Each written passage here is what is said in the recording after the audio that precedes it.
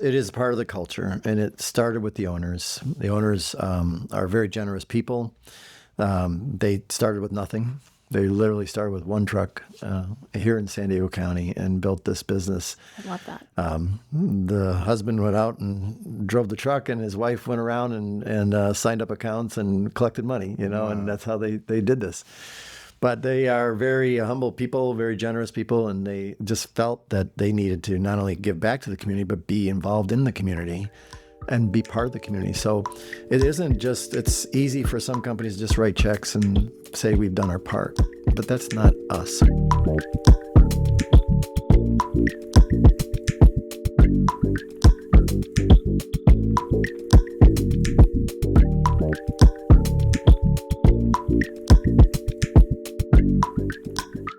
Thank you for tuning in to the Same Business, Different Day podcast. I'm your host, Zeke Corley, here at the Film Hub in hot Vista, California. First, let's introduce you to my guest co-host, Rachel Beld. Hello. Back for another take after a great showing on our episode with Sherry Stilson. The episode is out now. So Rachel is the host of Velocity, the Vista Chamber podcast, and the CEO of the Vista Chamber of Commerce. Welcome, Rachel. Hi, thank you for having me. Thank you. Pressure's on. Repeat the last performance. Thanks for having me back. Appreciate it. Absolutely. Our guest today is important to us for many reasons. He's a community leader in more than one way. He's also a fantastic business mind and the ever-smiling face of a large business that requires steadiness like his in his day-to-day operations. Jim Ambroso has joined us to share his journey. It's more intriguing to me to know where people have been, not just where they are today.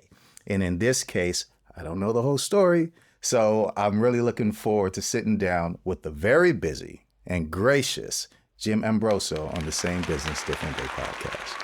Thank you, Zeke. I'm honored to be here to share this conversation with you and Rachel today. I appreciate it. We cross paths so often, and usually...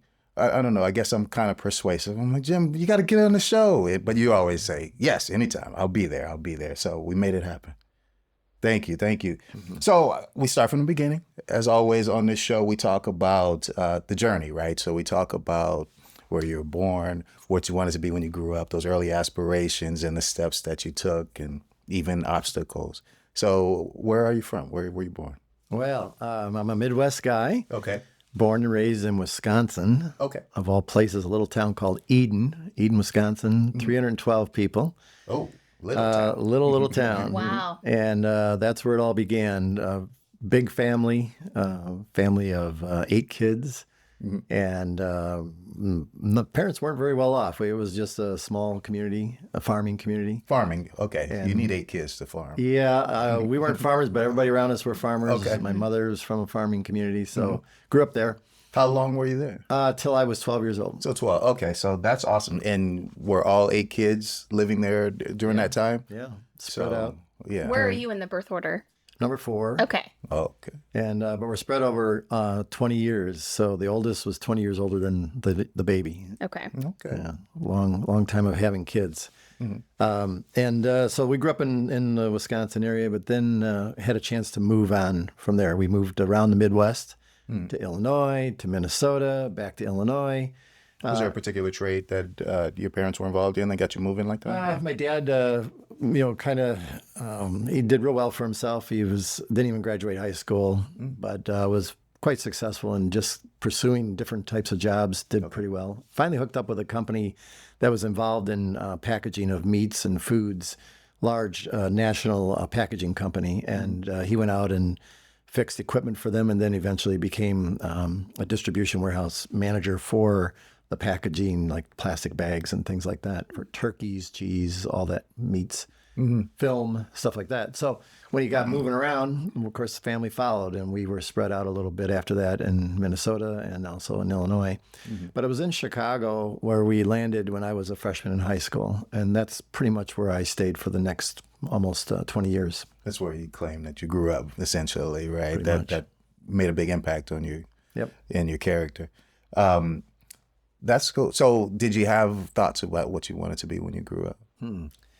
Well, a younger age, I wanted to be a pilot. Then I wanted to be a doctor, and so I had these child aspirations. But it wasn't until I got into high school where I was really wasn't all that certain. One thing I did enjoy doing was I was working at a place where we helped workers, basically laborers, to clean apartment buildings. And I was put in charge of in high school, I was put in charge of like little teams of folks to clean. And I really enjoyed that. I enjoyed working with these employees, just kind of helping them learn, help them out a little bit. Some of them had some disabilities. And so I thought, when I'm going to go to college, I'm going to get into, of all things, social work. Wow. Well, I go on to college, if I can fast forward. And my first semester, this is going to sound crazy, but one of the classes I took was a geology class. And for whatever reason, I just fell in love with that class. And I said, I got to be a geologist. Okay. Oh, okay. Don't know why. It just intrigued me. So I changed my major, and I went on and ended up getting a degree in geology. Wow. Okay. Now, as you fast forward, I'm going to rewind. I'm interested in how you get a job like that job that you had where you were helping clean up apartments in high school. How does that come about? I think I was a sophomore when I was asked to come work at this apartment complex in the middle of the winter at a blizzard. They needed people to shovel out the apartment stairwells, the driveways, and I just got asked by a buddy to come help them. Went in there, busted my butt. They said, "Hey, you're great. Can we put you on?" And I ended up working for them. And it was literally within 6 months that I was foreman over a crew of folks working there. Did you keep that job through high school? I did. Even in college, I did work there for a while when I'd come back from school. Yeah. That's awesome. They saw a leader. They saw a leader there. Yeah. I was fortunate. Yeah. I'm definitely fortunate. So that was your first kind of leadership experience then. It was. As well. Yeah. And anything that you take from there, I guess you took the social work aspect of it, but what did you take from there that you may even use today?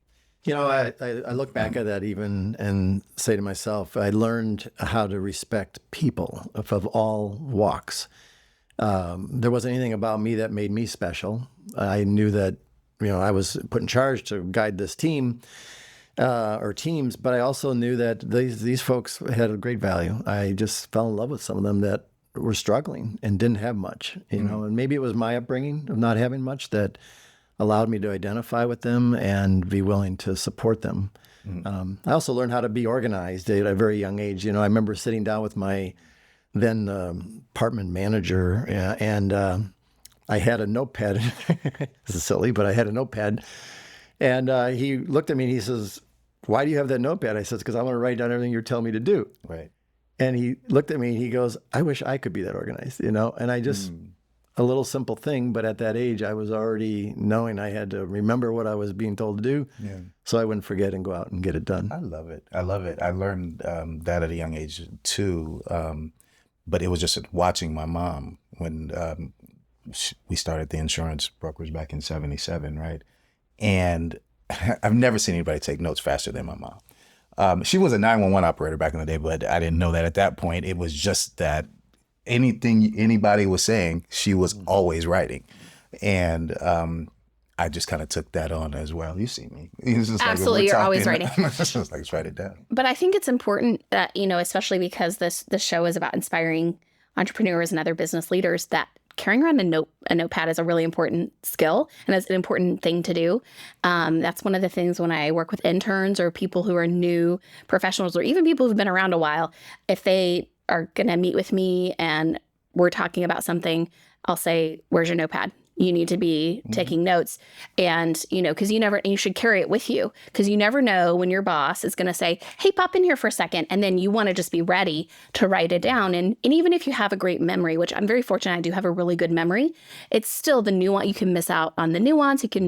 It also later when your boss says, "Well, I didn't ask," "Well, I wrote it down. We talked about it. Here it is right here." So it also is a CYA situation too. So I think that's really great advice for people listening is have a notepad. Just carry a notepad. It's such a simple thing, but be prepared and to be ready to write down whatever is coming at you. Yeah. I talked about your steadiness. I don't wonder if that has anything to do with the order in, where you are with the siblings and all. you had people this much older than you and that much younger than you, and you're just kind of playing the middle there and keeping it steady. But Jim has this trait that I envy. And I've told my sister about this trait. You know, when I see various people, there's a small percentage of people who have a smiling talk. Mm-hmm. My mom's always said I had a great smile, but I don't use it often. But Jim talks and smiles at the same time, and it's a comforting thing too. And it's genuine, right? It doesn't seem fake or cheesy. It's a genuine. It couldn't be fake or cheesy. Your cheeks would get tired. It's actually the smiling talk. Yeah. No, also, please talk about the college experience. So, where did you go to school? Hi, I'm Rachel Beld, host of Velocity, the Vista Chamber podcast. Join me as I sit down with Vista's movers, shakers, and changemakers. Let's move Vista forward with Velocity. Hello, friends. I'm Joe Samo. I'm an attorney in San Diego, and I'm the host of Run It By My Lawyer. It's a great podcast where you will learn a lot about the law, and it is very entertaining, if I say so myself. And you could get it for free anywhere you get your podcasts, and you could follow us on Instagram at Run It By My Lawyer. Went to school at Southern Illinois. Okay. Carbondale. Okay, so you stayed fairly local. Stayed local, yep. It seemed far away for me because it's the furthest tip from Chicago, furthest way you can get. It's all the way in the southern tip of Illinois. Oh, okay. Okay. But it was a wonderful campus, beautiful school, great opportunity. Again, I went down there for social work of all things, but then it turned out to be one of the top geology schools in the country as well. So I was very fortunate. So they dangled that carrot early. They got you in that class first semester. And I knew I was going to end up there. Yeah. You thought it was your science requirement and then became something really important. Yeah. That's cool. So what do you do with a geology degree? Well, at that time, and I'm going to go way back because this was in the 70s, the geologists that were being trained up then were all heading into the, pretty much in the oil industry, oil exploration. A lot was going on in the Gulf at that time, out on oil rigs. So most of the folks that I was with, they were getting, trained up to go on the oil rigs. While I was at school, I had something interesting happen to me. I got exposed to a recycling effort that was really just getting started. Mind you, we weren't doing a lot of recycling anywhere back then. But I had some friends that I met up with, and they wanted to start a recycling program for the university of newspapers because everybody got a college newspaper every day, right? And they were all over the place. They were just, some folks would read them, most would not, but they were everywhere. So I got caught in this, let's do this. Let's start a recycling program. And myself and a couple other friends, we did that. And taught me a little bit about business already right from the get-go because we had to actually market the material, store it, pay for it. And the university was helpful a little bit, but not overly. Long story short, it gave me a little, maybe a little passion to pursue something environmentally focused. And so I ended up focusing on environmental geology of all things. Now, everybody was being trained for the oil industry. Here's dummy me, I'm going to... I know there's a lot of money in the oil industry. Oh, there was. And I'm like, no, I'm going to take a different path. I'm going to go down this environmental thing. And everybody was looking at me like, you're an idiot, right? Again, I'll fast forward just for a second. But years later, we had the oil crisis that took place. And my buddies were all getting laid off, calling me up and saying, hey, is there a job in environmental geology? Because they were looking for someplace to go. But I never looked back. My career fortunately developed around that. I didn't use the geology much, some, but it really kind of catapulted me into this whole environmental field, and everything kind of built from there. Did it become a more vast field where were you able to help your buddies find jobs, or it was it was a large enough field where people could get hired in that industry as well? It did, and I had no idea it would, but in the 80s, there's a whole lot of regulations that were finally promulgated and passed that were focusing on cleaning up our land, our air, our water. And they needed geologists in many instances go out and clean up these spill sites, dump sites. There was a lot of that going on, and quite a few of them did go there. That's awesome. Awesome. I think it's time for the reveal. I think we've kind of gotten there already. So we're going to now reveal what it is that you're doing. Our guest today came to talk trash. You can all see how nice Jim is. So it's obviously the other type of trash. Jim is the General Manager of EDCO in North County, San Diego. After working 35 years in the waste management and recycling industry, Jim has been the general manager of EDCO's northern San Diego County region since 2020, right? From 2015 to 2020, though, he worked in the development of the next frontier in recycling methods for organic waste, including food waste, processing over 100,000 pounds of recycling per hour out of their Escondido facility. Jim is also the chairman of the board of the San Marcos Chamber of Commerce. So a true pioneer and representative for our North County community, we reintroduce Jim Ambroso to the Same Business Different Day podcast.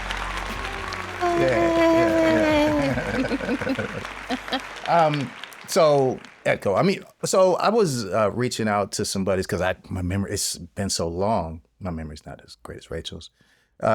In 99, I moved here from the Bay Area. So I reached out to a buddy and I was just like, how do they do your waste? Who's in control of your waste and everything up there?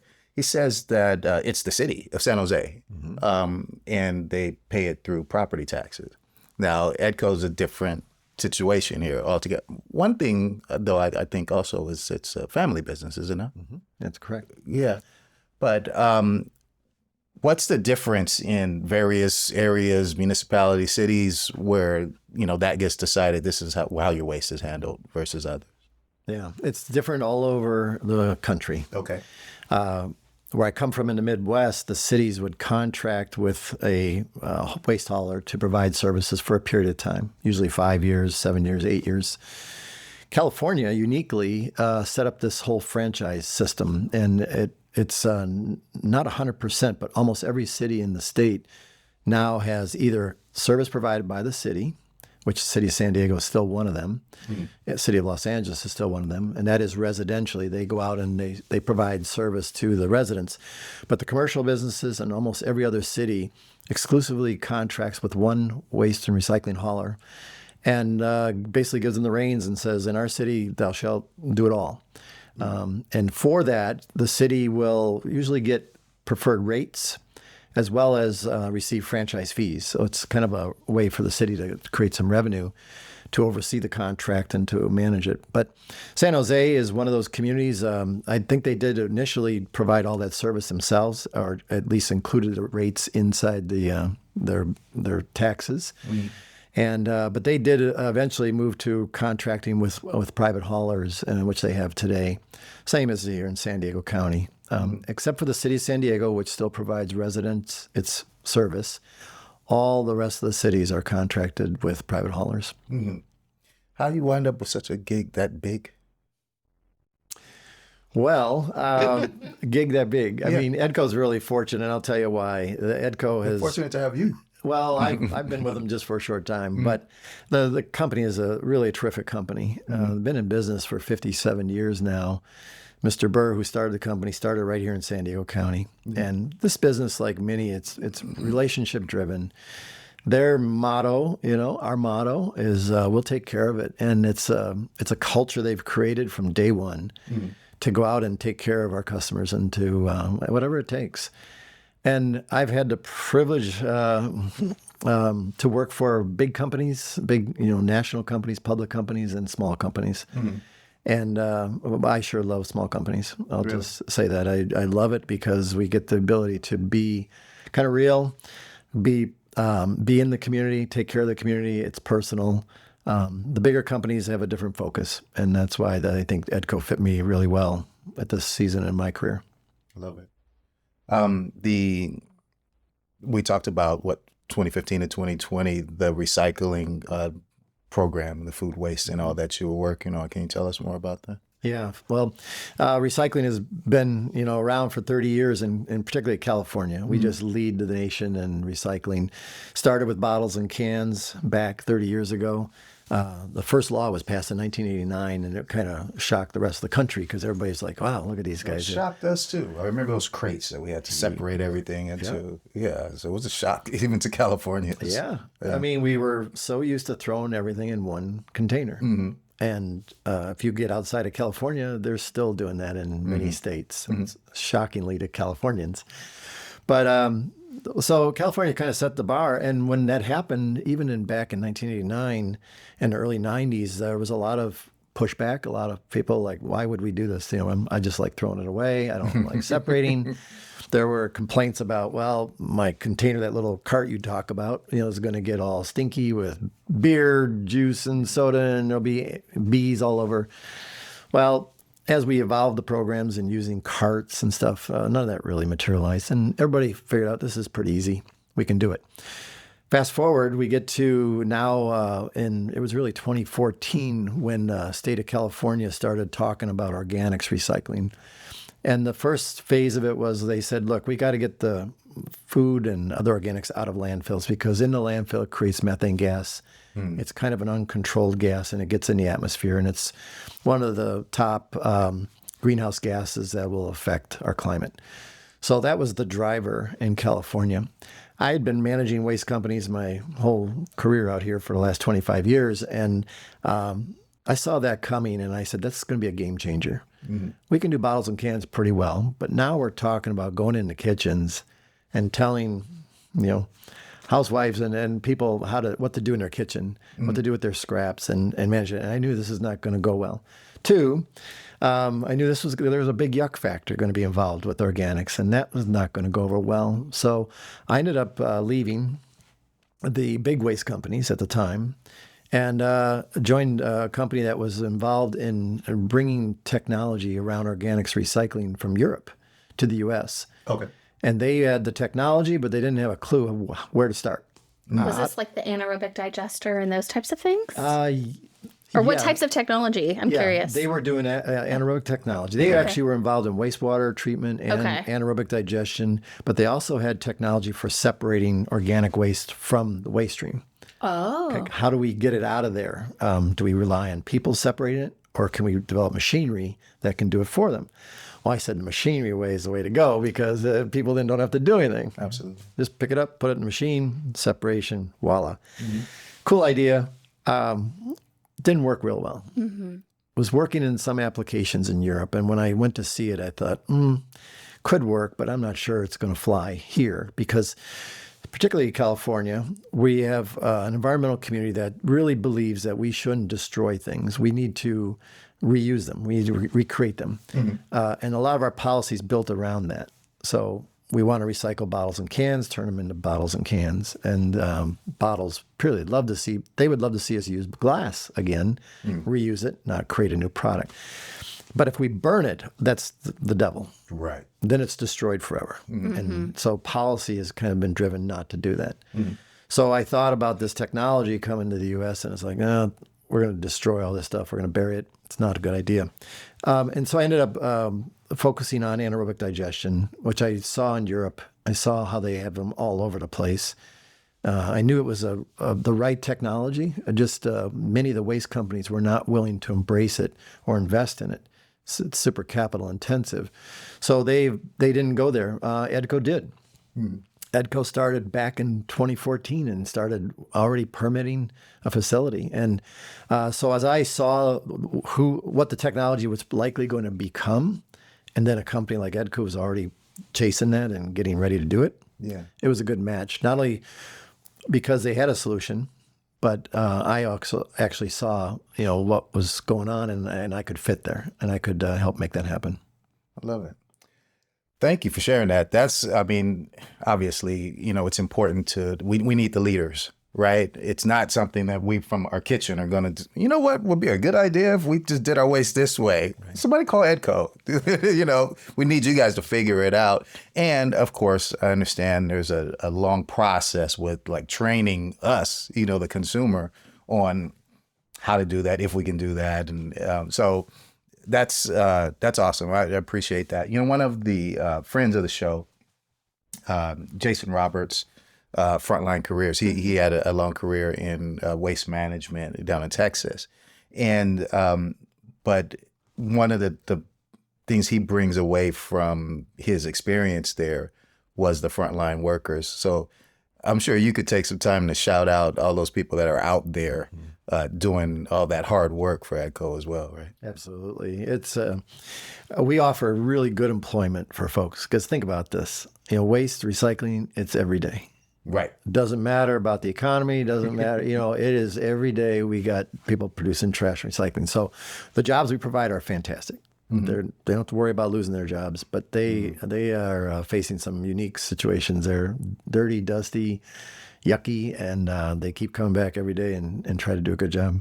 Yeah. Can I share a story? I know I've told Jim this story, but I want to make sure that everybody knows about this experience that I had with EDCO when my husband and I moved homes in 2019, bought a house here in Vista, and we moved in over the weekend, and Monday's trash day on my street. So we moved in over the weekend, and Monday I was home from work. I'd taken the day off to unpack, and the kids were at school. And I heard the trash truck coming, and I just happened to be outside. I didn't go outside to see the trash truck. I just was outside doing something in the front yard, and the trash truck pulls up, and they stopped in front of my house.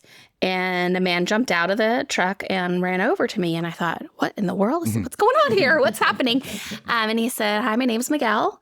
And I saw on my list that you're a new owner, you're a new customer.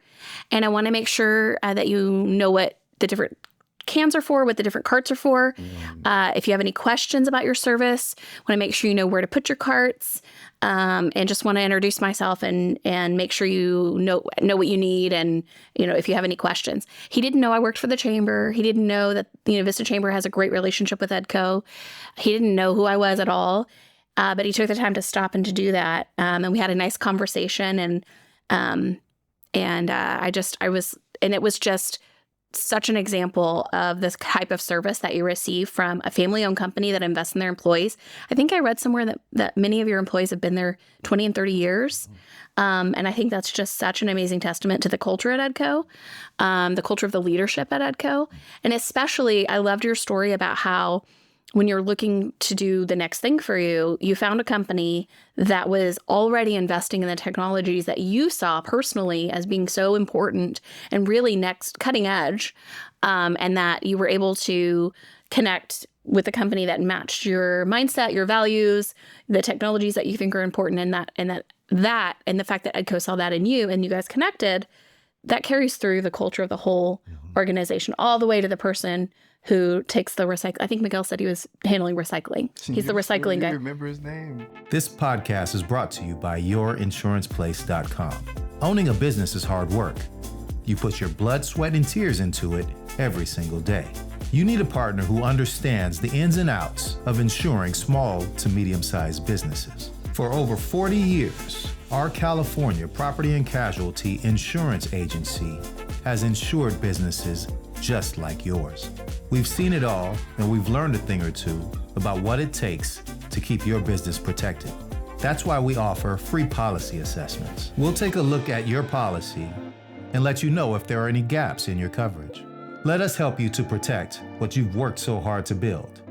YourInsurancePlace.com. I took a selfie with him, posted it on social media. I said, can I put your picture online? He said, sure. I said, this is the kind of service you get with a family-owned company. I mean, there's a lot of other organizations in the county of San Diego that are operating. And, I just feel like the money and the investment that EDCO's made in in organics and recycling and green technologies is... And the people. It is amazing. And then the care that they've given to that does carry through to the employees. And when you go visit your facility or you go anywhere, you talk to someone from EDCO, they're all smiling. They're all happy. They like the work that they do. They're proud of the work that they do. They know that they bring significant benefit to our community. And I think that's awesome. That's like gold standard in my book. I love it. Especially because, especially when I was growing up, it was like, they're just the people who send the bill, right? You got to take the trash out by this time. If you missed it, then they don't care. Or they reprimand you. You put it in the wrong bin. It's supposed to be in here instead of there. And I haven't had that experience either in, the years I've been in Vista. So, yeah, we appreciate EDCO and appreciate having you here. Now, we do understand, though, that there's difficulties as well, though, in waste management, especially as you're trying to propel things forward. So what are some of the I'm interested in difficulties as well as like common questions that you get. Well, first of all, thank you, Rachel, for sharing Yeah, that it's a great story. It is a great story, and it makes us proud of our folks. We don't necessarily go out and train them to do that. They just do that, and it's largely because of the type of folks they are. And yeah, they do like their job. They appreciate it. We have employees that are, we had celebrated a driver just a few weeks ago, 50 years working for the company. So he's over 70 years old, still goes out and does it, 40-year employees, 30-year employees. There's just a bunch of them. Average is 15.5 years. That's company-wide. amazing. Average tenure. Yeah. Yeah. So challenges. I think the things that we're challenged with today, it's gone really well. This whole rollout has gone well with the organics. But what we are facing, like any business, is things change. Markets change. We're caught up in a global market of consumption, and it's been that way for a long time. Recyclables, as we collect them, we sort them, separate them, we prepare them, we sell them back into the markets that make new products. The largest consumer of those products or materials that we produce has been China and Asia, Asian countries, India as well. And we all have over the years seen many ups and downs in our relationships over there, their economies, and how goods flow back and forth across the ocean. So market value has changed dramatically. And I will tell you that in the last 2-3 years, it's reached an all-time low, the value of the recyclables. So I'll give you an example. Some of our plastics, we were paid, 30 cents a pound just 6 months ago. It's down to less than 5 cents. Dramatic change in pricing. So EDCO, fortunately, built models in the way we provide the service that we don't necessarily rely on the value of the material.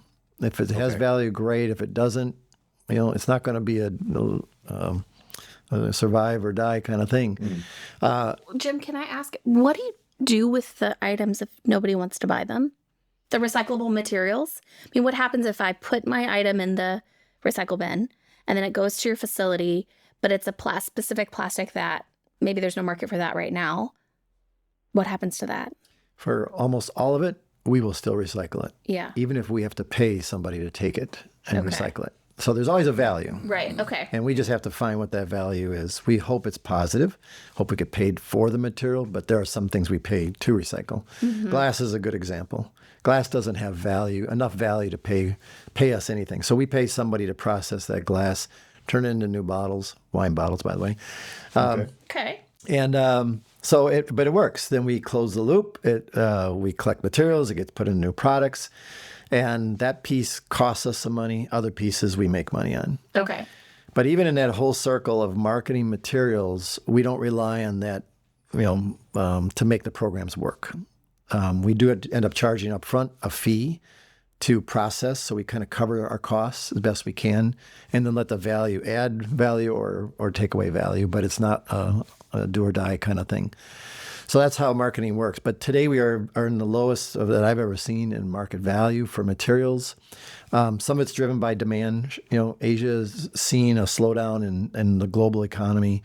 People talk about recession. We can kind of see those things coming when we see less demand for product, prices start to drop. So yeah, that's happened. Now is it, are we still able to move material? Yes, we still move it. We still recycle it. Probably the only thing that we've held off on right now is film. Plastic film is one of those challenges for us, but it's always been a challenge. Plastic film being the plastic bags, bread bags, vegetables, fruits. You get all the fruits, grapes in a bag. That kind of plastic film is a big challenge for us. Okay. Common questions. Well, one of them we get is just the one you asked is recycling dead? Are people putting stuff back in a landfill? Because there was a myth floating around on that here in the last year. And the answer to that is in some places it is. California, no. Most all of our California recyclers do what we do. They still recycle it. Even if it costs us to recycle it, we'll do that. But there are markets out there, and we continue to pursue them. If something dries up in Asia, for example, we'll find a domestic market, or we've moved stuff into Mexico. We ship stuff to the East Coast if we have to. And yeah, it comes at greater cost, but we're still moving it, still recycling it. So nothing's going in a landfill here that, recycling's alive. But if you go east, there are some places where the values have dropped so much that they just decided to landfill it. And they don't have the regulations like we have that require us to recycle, whereas we could get in trouble for that. Other states, they don't really care. Yeah. I have a listener question. He was asking me about if free opportunities to dump freely. Whether bulky it's items? Whether it's a seasonal thing or whatever. A lot of people clean out their garages right now. Does that happen? How often does that happen? Yeah, I know it does. I get the notice from you guys every once in a while, coupon or something like that. Yeah. Yes. Many communities we've offered a coupon, and we call it, and it's for a free dump.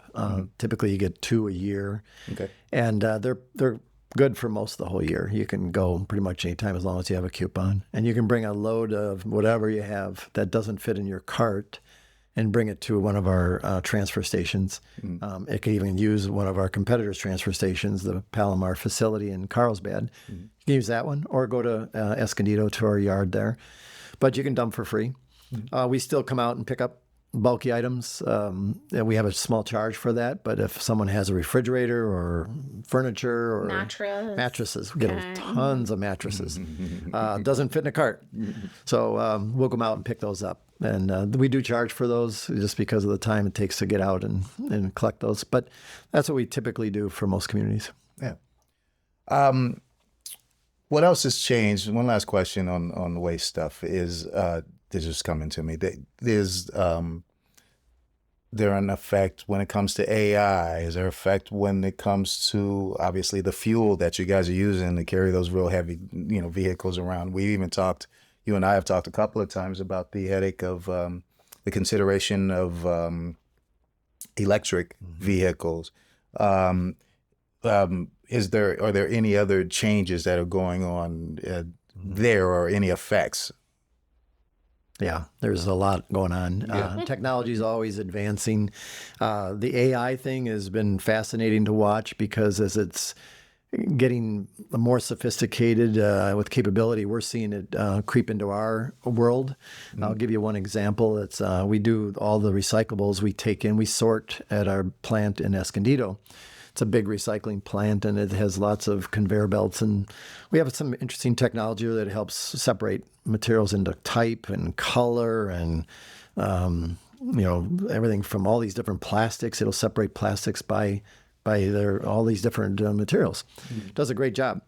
So AI, we're seeing robots now that are being integrated into these sort plants to replace people, but they can do just what people do, and they can identify types of material and separate it, and can run all day, all night, and not get tired and not do a workers' comp claim.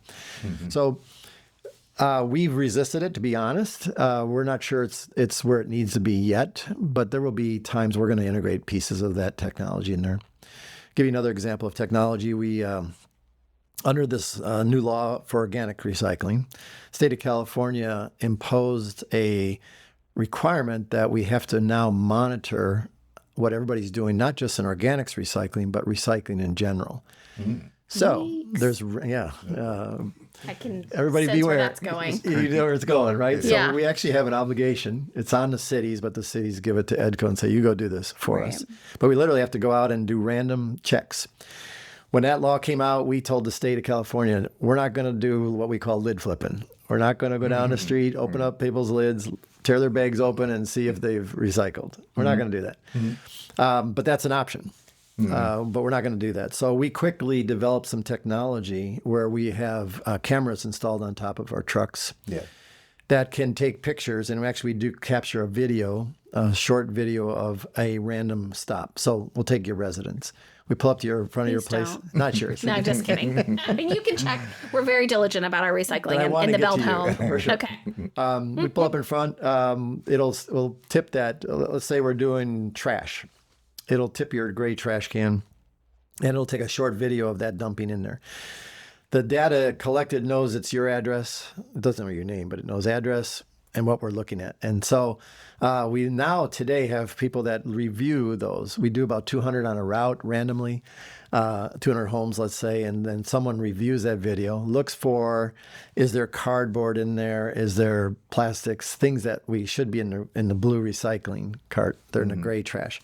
If there is, we then have to send them a postcard to say, hey, we did this audit and we noticed some things, and here's some more information to help you do better. It's very positive. Okay. No penalty. Delivered with a no penalty yet. Jim smile. With a It Jim is. smile. Yeah. However, in the state, in their wisdom, said we're going to get serious about this in 2024. So starting next year, there is a requirement that the state put on the cities to actually have enforcement on these. And this is residential customers and commercial, everybody. Commercial, everybody. Okay. Yep, we're randomly checking today. We're doing this, and so we have to not only notify you, but then that data, the film, the notices all have to be uploaded to a platform for the state of California to see. So they have visibility of all the what's going on in every community, so the states, or the cities, will be held responsible to show and demonstrate that they're actually doing this and enforcing. Enforcement, every city is going to take the soft approach for sure. They don't want to issue fines to residents for sure, or businesses. But if someone absolutely says, I'm not going to do this, and I don't care what you say, those are the folks that'll probably get fined. So if you want to get rid of some extra cardboard, your blue is full, just stick it, and you need to put it in gray, just put it in your neighbor's gray one, right? So then your neighbor's busted and not you. Yeah, if you want to try that, as long as you get. I mean, allegedly. I'm not actually giving any Almost legal sounded advice. like a genuine question. Happens all the time. I'm not bet it giving any does, legal yeah. advice here. I'm not an attorney. Okay, let's talk, pivot a little bit to giving back. Yes. And I work with the Vista Chamber of Commerce, and I know Rachel certainly has had many experiences with EDCO outside of Miguel. Yes. And maybe you could talk a little bit to your experience, and you could tell us why that's so important. Sure. So one of the things I know for the Vista Chamber that's really important is our annual partnership that, like, for example, the Vista Strawberry Festival. It's a huge one-day event, 100,000 people.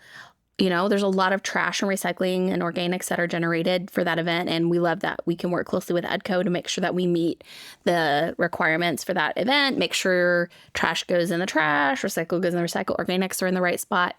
And that, that's one thing. I mean, if you come downtown Vista the day after the Strawberry Festival, it looks like nothing happened. And that's partly in part because of our great relationship with EDCO and the fact that you pull in the 40 yard, we get to, we have what we need. And so that's just one way that's just like one tiny example of our partnership. And then, so I know that the Chamber, we really appreciate EDCO and the way that we partner in the community, but I'd love to hear some more things that EDCO's doing. Yeah, well, thank you for that. We, it is part of the culture, and it started with the owners. The owners are very generous people. They started with nothing. They literally started with one truck here in San Diego County and built this business. I love that. The husband went out and drove the truck, and his wife went around and signed up accounts and collected money, and that's how they did this.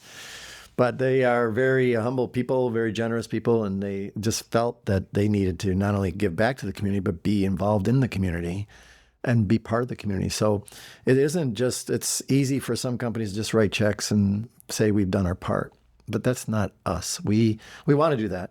We want to do in-kind support. We want to help where we have services and can offer those services, and we won't charge for a lot of that, especially with nonprofits and charitable groups out there.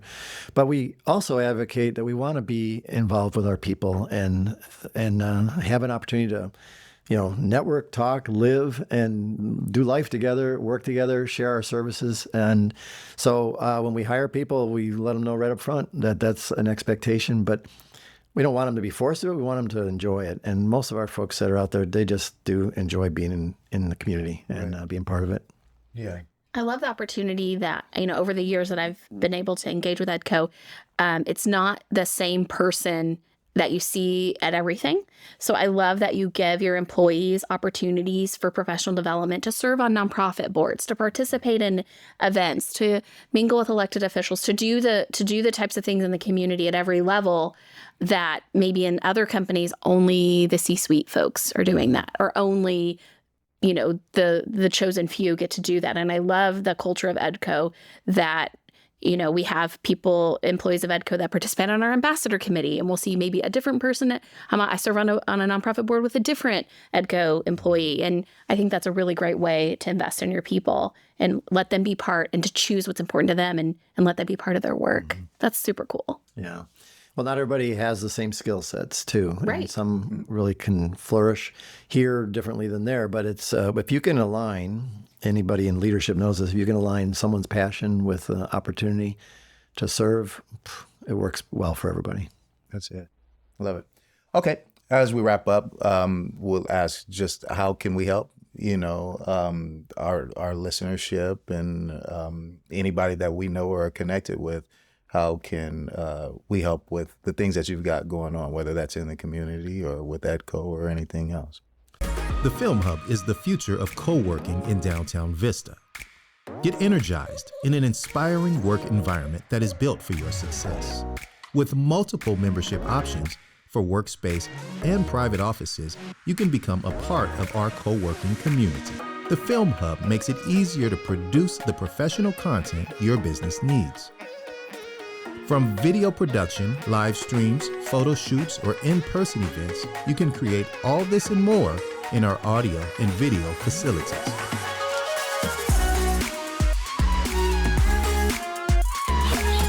Love your work and where you accomplish it. The Film Hub.